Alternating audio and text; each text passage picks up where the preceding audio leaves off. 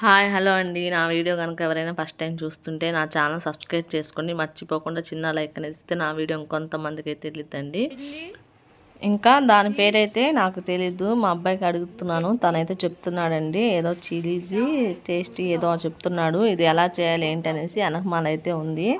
అది ఇంగ్లీష్లోనే ఉంది, మనకు అంతగా రాదు కాబట్టి మా అబ్బాయి అయితే చెప్తున్నాడు నాకు. నూనె వేడెక్కినాక డీప్ ఫ్రిడ్జ్ నుంచి తీసి నూనె వేడెక్కినాకంట ఏదో 170 అంత శాతం వేడెక్కాలంట. నూనె వేడెక్కినాక వేసుకోవాలి, 3 నిమిషాలు కదిలించకుండా వేపుకోవాలనేసి చెప్తున్నాడండి మా అబ్బాయి అయితే.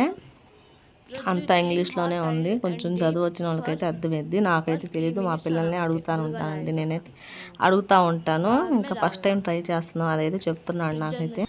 ఇది కూడా డీమార్ట్లోంచి తెచ్చిందేనండి. ఇది రౌండ్గా బాల్స్ లాగా ఉంది. ఇది కూడా ఫస్ట్ టైం ట్రై చేయటమే.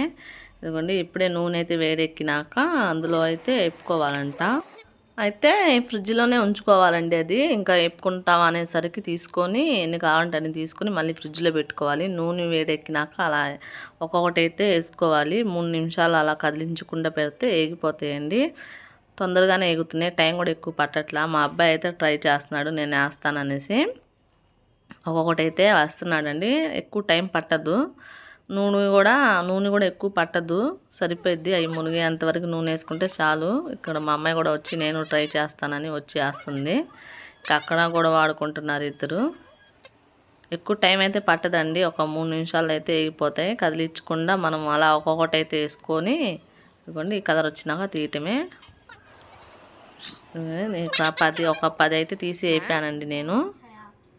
ఇంకా వీళ్ళైతే ట్రై చేస్తున్నారు ఎలా ఉంది ఏంటనేసి.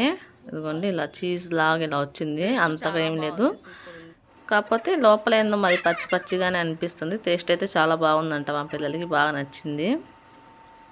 ఇలా టమాటా కెచప్ అయితే మనం బేకరీ నుంచి తెచ్చుకున్నాం. ఇంకా అది కెచప్ వేసుకొని దాంట్లో పచ్చడిలాగా అదే దానికి ఇలా తింటున్నారు వాళ్ళైతే. నాకు అయితే మా అమ్మాయి పెట్టింది, తినమ్మ బాగుందనేసి.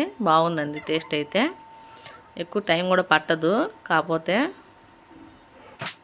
హాస్పిటల్ కాడికి అయితే వెళ్తున్నామండి. ఇదిగోండి జ్వరం అయితే తగ్గలేదు బావోలికి, ఇంకా కొంచెం ఒళ్ళు వేడిగానే ఉంది.